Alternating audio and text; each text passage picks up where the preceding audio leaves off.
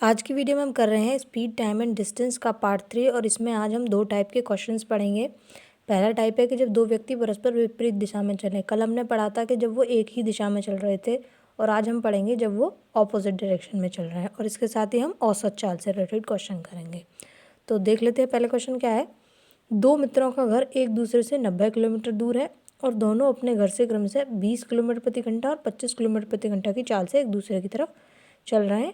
यानी कि एक दूसरे की तरफ चल रहे हैं मतलब कि वो ऑपोजिट डायरेक्शन में चल रहे हैं। यानी कि अगर एक मित्र का घर यहाँ होगा और दूसरे का यहाँ और उनके बीच की दूरी कितनी दे रखी है 90 किलोमीटर। तो यहाँ से वो इस तरफ चला है और ये वाला इस तरफ, तो ऑपोजिट डायरेक्शन से हुए। उनकी चाल दे रखी है और साथ में जानना चाहता है कि दोनों कितनी दूरी पर हैं। तो कितनी दूरी पर, तो ये यानी कि या तो पहले मित्र की घर से दूरी से या फिर दूसरे मित्र की घर से दूरी पर, और कितने समय बाद मिलेंगे।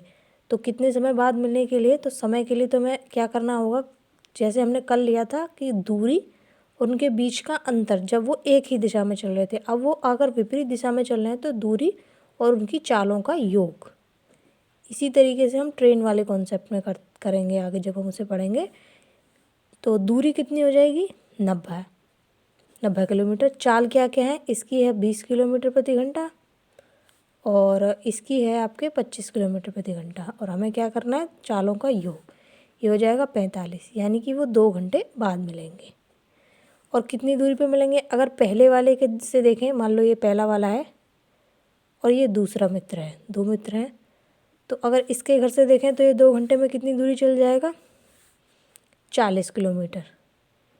20 किलोमीटर प्रति घंटे से चल रहा है तो 2 घंटे में 40 किलोमीटर। तो पहले वाले के घर से 40 किलोमीटर की दूरी पर और दूसरे वाले के से 50, क्योंकि ये 25 की स्पीड से चल रहा है।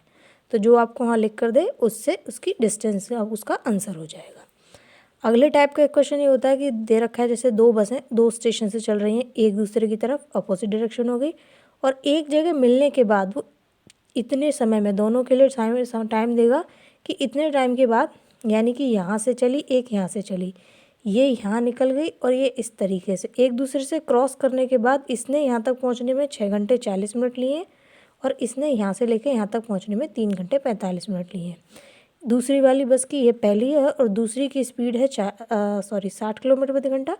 वो आपसे पहली की जानना चाहता है।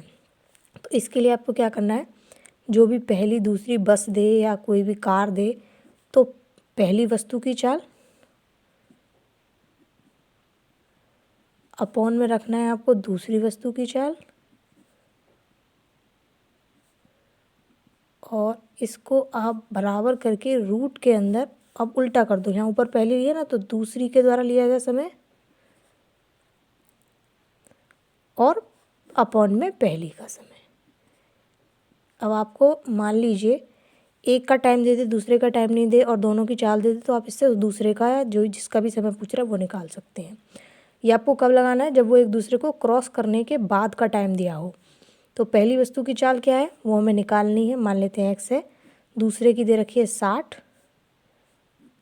अब ये किलोमीटर पर घंटे में है तो इसको पूरे को चेंज कर लो, ये क्या है, तो 6 घंटे 40 मिनट का मतलब 40/60 हो जाएगा।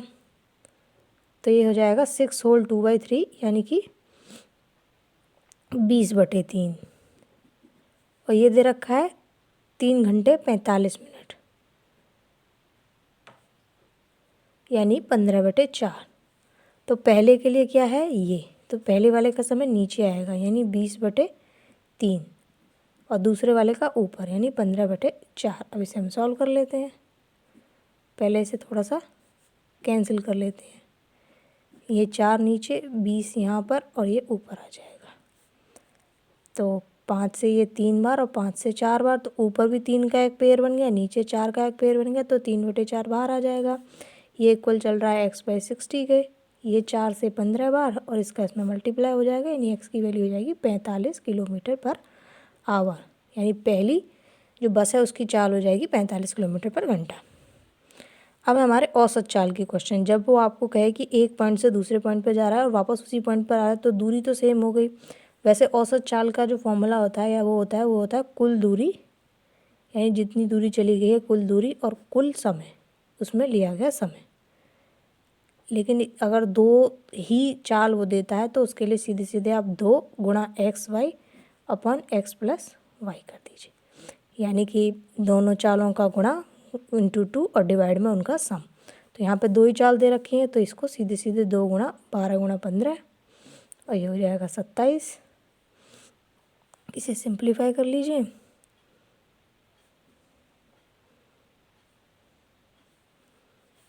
चालीस बटे 3 किलोमीटर पर आवर ये होगी इसकी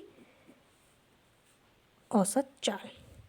अब अगर आपको इसी तरीके से 3 डिस्टेंस देता है, माने यहाँ से 3 स्पीड दे रखी हैं उसकी, 3 चालें, ए पॉइंट है, ये बी पॉइंट है, सी, यानी ए से वो बी गया है, फिर बी से सी गया है, और इसमें वो जानना चाहता है कि उसकी औसत चाल क्या है। और चाल दे रखी है 10 kilometre per hour, 15 kilometre per hour, और सी से डी ये है 25 किलोमीटर पर आवर, यानी यहाँ से यहाँ गया, फिर यहाँ और फिर यहाँ, और ये डिस्टेंस सब सेम है। अगर इस तरीके से आपको दे कि डिस्टेंस आपकी सेम है और वो दे तो उसके लिए हो जाता है 3XYZ, XYZ तीनों अलग अलग स्पीड है, अपॉन में XY, YZ और ZX, इससे आप डायरेक्ट निकाल लेंगे। तो रख दीजिए 3 इंटू 10 इंटू 15 इंटू 25 अपॉन में पहले 10 इंटू 15 यानी 150, इसका इसमें आप करेंगे 375, और जब इसका इसमें करेंगे यानी 25 का 10 में तो 250। तो ऊपर वाले को इसी तरीके से लिखे रहने देते हैं, ऐड करने पे कुछ कैंसिल हो जाएगा तो ठीक है, नहीं तो ऐसे लिख देंगे। इन्हें आप तीनों को ऐड कर लीजिए, 775, इससे कट जाएगा 25 से 75, 25 से 25, तो ये हो जाएगा आपका 450 बटे 31 किलोमीटर पर आवर। और चाहें तो आप इसे और मिक्स्ड फ्रैक्शन में लिख सकते हैं। तो ये रहा आपका कॉन्सेप्ट और क्वेश्चंस। इसी तरह के क्वेश्चंस की प्रैक्टिस आप भी कीजिएगा। मिलते हैं अगली वीडियो में। Thank you.